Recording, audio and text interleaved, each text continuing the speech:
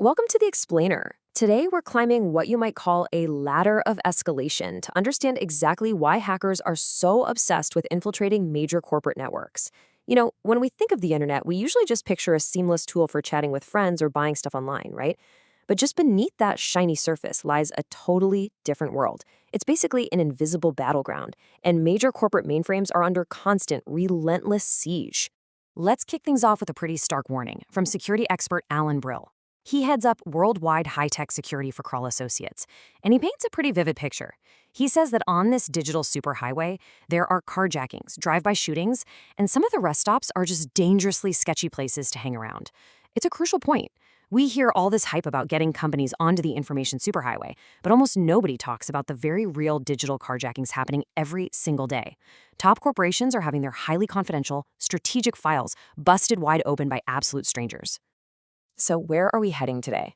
We're going to trace the terrifying evolution of hacker motives. First, we'll look at curiosity, ego, and power. Then, financial gain and fraud. Next up is corporate espionage. And finally, the absolute peak of the threat, cyber warfare. All right, let's start at rung number 1, curiosity, ego, and power. We actually have to step back a bit into the early days of cyberspace, when young hackers literally gathered in New York malls just to share secrets. According to Hacker magazine publisher Emmanuel Goldstein, early internet hackers were mostly driven by a completely non-malicious desire to just see how these huge systems operated. He noted that 99.9% of hackers weren't destructive in any way. They just wanted to go in, get their hands dirty, and figure out what exactly was going on. These were just kids of the computer age, completely obsessed with the mystery of cyberspace. It was pure, unadulterated curiosity. Now, to do this safely, they'd use something called a hacker handle. Basically, it's a digital pseudonym used to build up a massive reputation while totally masking their real identity during network penetrations. And this quest for digital clout brings us to John Lee. He was a 16-year-old kid from Brooklyn who ran a notorious gang called the Masters of Deception. Lee got his first computer from his mom at age 12, and by 16, he's leading this highly organized gang of telephone and internet hackers. To them, breaking into systems was just a game. It was a massive challenge to see how their skills stacked up against corporate security. But here's where it takes a turn. John Lee made a pretty chilling admission about what it feels like to have that kind of access. He said, and I quote, "You can change bank balances, take out the phone service, and I must admit that those type of powers can go to your head really fast." Lee actually ended up going to jail for breaking into the computers of several blue-chip corporations. He realized that with literally just a few keystrokes, he had the raw digital ability to manipulate corporate and public infrastructure. And that kind of power, especially for a teenager, is a highly intoxicating ego trip. This transition is absolutely critical. We start seeing this dark shift where cold, hard cash mixes with that digital ego. It totally transformed those curious cyberpunks into highly organized digital mobsters. The old motives, curiosity, beating the system, digital ego, were suddenly out. Extortion, corporate espionage, and cyber warfare were in. Hackers realized that the data they were playing around with wasn't just neat to look at, it was insanely valuable.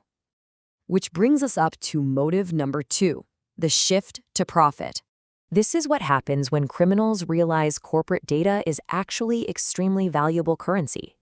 Hackers started specifically targeting major blue-chip corporations for financial fraud. We're talking TRW for credit records, Bank of America, Martin Marietta, and proprietary software developers. The criminal element really took hold here. They started asking themselves, how can I commit fraud using this? How can I steal property? Suddenly, they're selling personal credit records or manipulating digital systems to score expensive services completely for free and billing them to nobody. To really wrap your head around the scale of this, take a look at software developer James Lenane. He spent $10 million, yes, $10 million, creating a brand new word processing program called Describe. But before he made a single cent in profit, hackers broke in, stole it, and distributed it globally on the internet completely for free. $10 million invested, gone. It just vanished because of a breach. That right there shows exactly why these corporate targets are so incredibly lucrative for malicious actors. All right, let's keep climbing. Number 3 on our ladder, corporate and industrial espionage. This is the stage where individual financial fraud absolutely explodes into global state-sponsored economic theft. Foreign intelligence services figured out pretty quickly that they could massively jumpstart their own national economies by quietly raiding the strategic secrets of U.S. corporate networks. Why spend billions of dollars on your own research and development when you can just log on, steal the secrets, and jumpstart your industries without ever having to leave home? It completely changed the game. And the scariest part, it is surprisingly easy to exploit this overseas espionage loophole. It's a simple three-step process. First, they analyze electronic files to easily guess secret passwords. Next, they infiltrate the corporate networks to steal proprietary data. And finally, they evade prosecution because they operate entirely outside U.S. legal jurisdiction. There's literally no global police force on the internet to stop them. For example, in one demonstration, hacking software plucked security expert Alan Brill's password, which was Xena, out of a file in mere seconds. A foreign hacker can easily break into a U.S. corporate network, steal secrets, sell them to a competitor, and they might not even be breaking a single law in their home country. And finally, we arrive at the terrifying peak of our motive ladder. Number 4, the cyber war threat. This is where foreign governments start infiltrating corporate infrastructure for pure geopolitical leverage and outright sabotage. And this matters directly to you because of something called SCADA. That stands for Supervisory Control and Data Acquisition Systems. Basically, these are the centralized computer networks that physically manage our critical infrastructure, things like power grids, water flow, and oil refineries. Everything running your daily life relies on vulnerable corporate computers. The power grid isn't just wires anymore, it's computerized switches transferring electricity. If a hacker breaches the corporate networks regulating these SCADA systems, they can quite literally turn off your lights. Let me walk you through just how incredibly fast an attack like this escalates. At second 1, the hacker bypasses a corporate firewall. By second 30, the system administrator controls are hijacked. By minute 1, malicious commands are being sent directly to those SCADA systems. And by minute 2, a citywide blackout or even a refinery fire is initiated. All of this can be done from a laptop halfway around the world in Beijing without dropping a single bomb. In fact, a cyber team at Sandia National Laboratory ran an experimental test, and it took an intruder less than 1 minute to find a blank line in a password file, hijack the system as an admin, and shut the whole thing down.